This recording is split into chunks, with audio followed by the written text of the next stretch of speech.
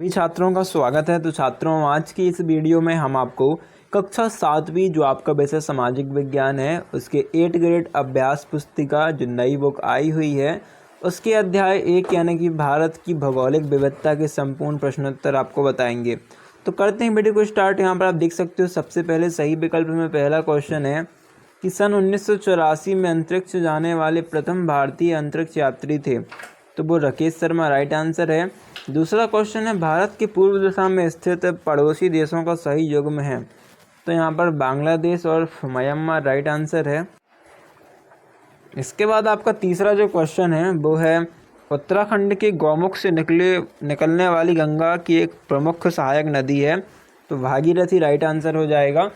फिर आपका अगला क्वेश्चन आता है गंगा ब्रह्मपुत्र सिंधु नदियों को गर्मियों के मौसम में जल की प्राप्ति कहाँ से होती है, तो यहाँ पर हिमालय के ग्लेशियर से आपका राइट आंसर हो जाएगा। फिर जो क्वेश्चन है भारत के थाल मरुस्थल क्षेत्र में स्वर्ण नगरी के नाम से विख्यात शहर है, तो जैसलमेर यहाँ पर आपका राइट आंसर है। फिर क्षेत्रफल की दृष्टि से भारत विश्व का खालिस्तान बड़ा देश है, तो 7वां बड़ा देश है। पश्चिमी हिमालय क्षेत्र में पारंपरिक गृह निर्माण की पद्धति को खालिस्तान शैली के रूप में जाना जाता है, तो धज्जी देवरी के नाम से जाना जाता है, ध्यान से लिखना। जोग जलप्रपात भारत को खालिस्तान राज्य में स्थित है, तो भारत के कर्नाटक में राइट आंसर है। भारत के एकमात्र सक्रिय ज्वालामुखी अंडमान निकोबार द्वीप समूह के तो बैरन द्वीप में स्थित है। और अरावली पर्वत श्रृंखला की सबसे ऊंची चोटी तो माउंट। तो इसके बाद आपका 7वां क्वेश्चन है भारत के प्रमुख द्वीप समूह के नाम लिखिए, तो पहला हो जाएगा लक्षद्वीप समूह और दूसरा हो जाएगा अंडमान और निकोबार द्वीप समूह। इसके बाद जो आपका 8वां क्वेश्चन है हिमालय पर्वत श्रृंखला एशिया महाद्वीप के किन देशों में फैली हुई है, तो इसका राइट आंसर हो जाएगा हिमालय पर्वत श्रृंखला एशिया महाद्वीप के 6 देशों भारत, नेपाल, भूटान, चीन, पाकिस्तान और अफगानिस्तान में फैली हुई है।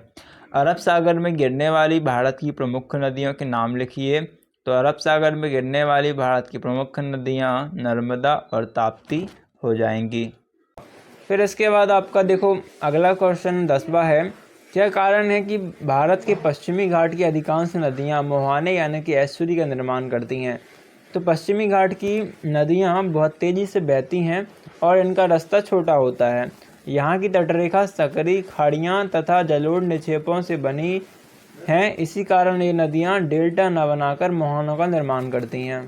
फिर इसके बाद आपका 11वां क्वेश्चन है कि नैनीताल और मसूरी जैसे लोकप्रिय पर्वतीय पर्यटन स्थल हिमालय पर्वत की किस श्रेणी में स्थित है, तो नैनीताल और मसूरी जैसे लोकप्रिय पर्वतीय पर्यटन स्थल हिमालय पर्वत की हिमाचल श्रेणी में स्थित है। फिर आपका अगला क्वेश्चन है हिमाचल पर्वत को एशिया का जल शिखर क्यों कहा जाता है, तो हिमाचल को एशिया का जल शिखर इसलिए कहते हैं क्योंकि यह सिंधु, गंगा और ब्रह्मपुत्र जैसी अनेक विशाल नदियों का मुख्य जल स्रोत है। फिर 13वां क्वेश्चन है हिमालय पर्वत के निर्माण की प्रक्रिया को स्पष्ट कीजिए, तो ये पूरा उत्तर लिखा है, आप देख के लिख लेना। 14वां क्वेश्चन आपका भारत के शीत मरुस्थल को भौगोलिक विशेषताएं लिखिए, तो यहाँ पर इसकी पहली विशेषता, फिर दूसरी भू आकृति वाली और तीसरी निर्माण वाली विशेषता रहेगी। तीनों लिखी हुई हैं, इन्हें आप छात्रों अच्छे से लिख लेना।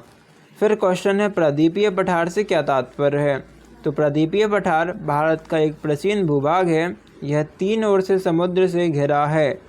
यह पठार बेहद कठोर चट्टानों से बना है। आकार में यह त्रिभुज जैसा दिखाई देता है, इसी कारण इसे प्रदीपीय पठार कहा जाता है। सेलुलर जेल कहाँ स्थित है, इसका नाम सुनते ही हमारे मन में भय क्यों बढ़ जाता है, तो सेलुलर जेल अंडमान द्वीप समूह में स्थित है। अंग्रेज शासन के समय यहाँ अनेक स्वतंत्रता सेनानियों को अत्यंत कठोर परिस्थितियों में रखा गया था।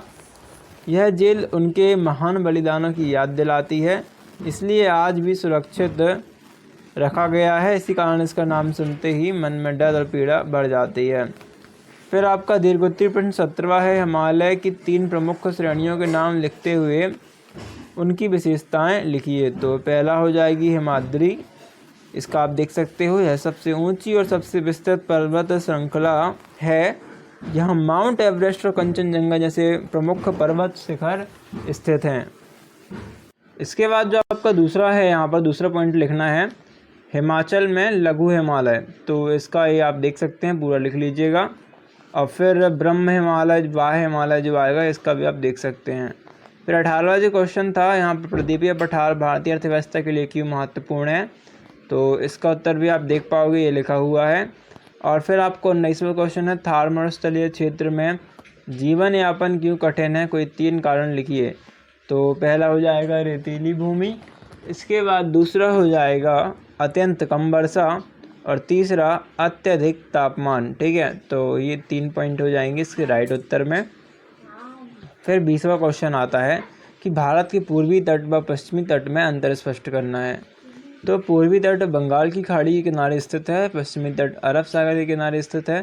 पूर्वी तट अपेक्षाकृत चौड़ा है, पश्चिमी तट अपेक्षाकृत सकरा है। इसी प्रकार से छात्रों आपको 4 अंतर लिखे हैं, तो ये आप लिख सकते हो। फिर इनमें से किन्हीं 2 का वर्णन करना है, तो ये 2 का वर्णन आपके सामने है। तो इस प्रकार से आपके क्या होते हैं, अध्याय 1 सामाजिक विज्ञान के प्रश्नोत्तर पूरे। मिलते हैं नेक्स्ट वीडियो पे, जब तक के लिए thanks for watching, like share and subscribe.